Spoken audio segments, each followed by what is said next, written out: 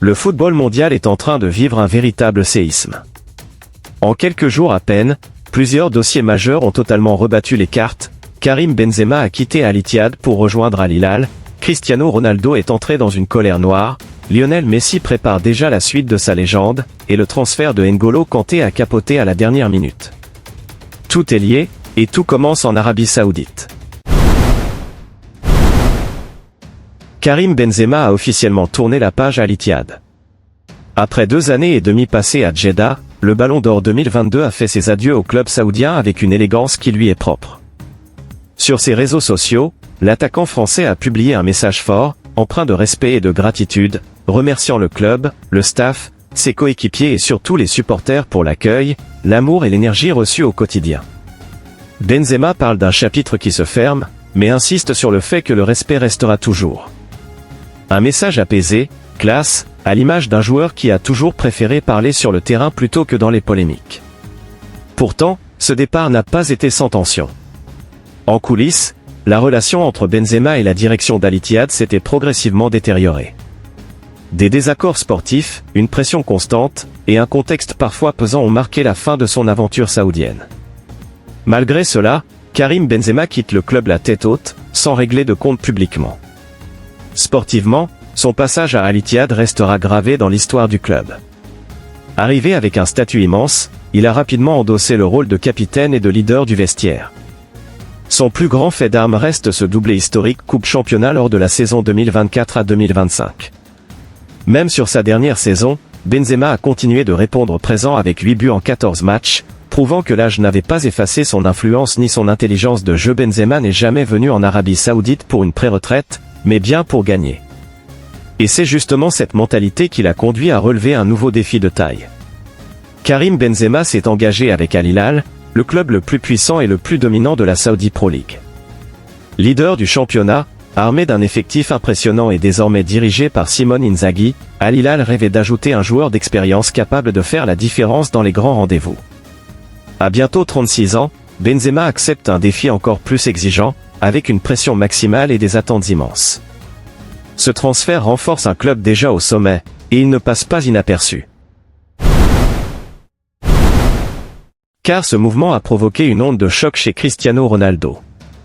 La star portugaise vit très mal le renforcement d'Al Hilal, alors qu'Al Nassr, son club, n'a pas bénéficié du même soutien sur le marché des transferts.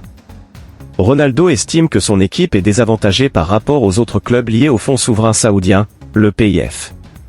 Pendant qu'Al Hilal accumule les stars et les renforts, Al Nassr se contente de recrutements mineurs.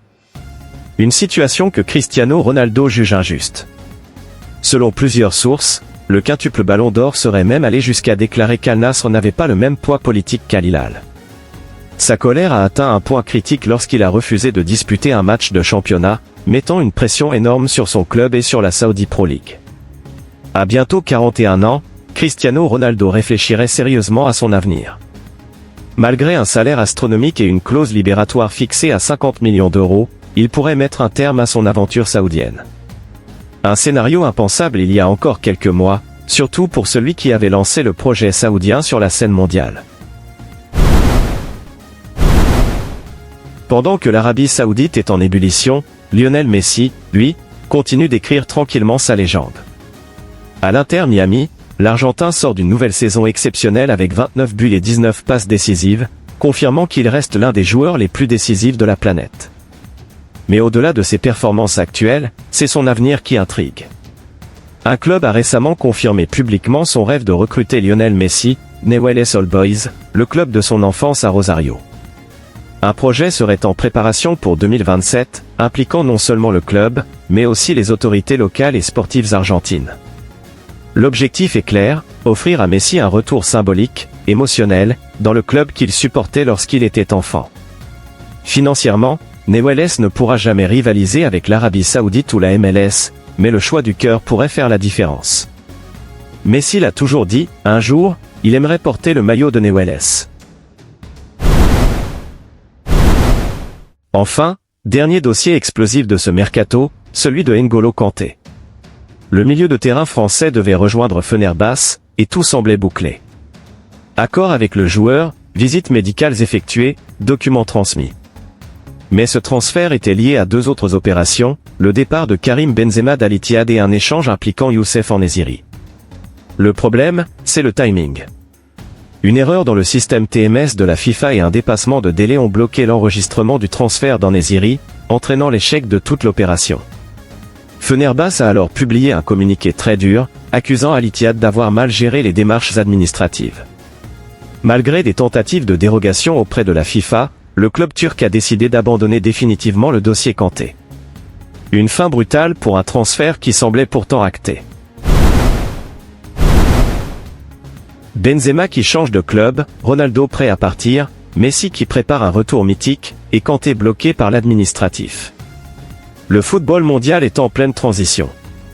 Une ère touche peut-être à sa fin, pendant qu'une autre tente de s'imposer. Et une chose est sûre, le prochain mercato risque d'être encore plus explosif.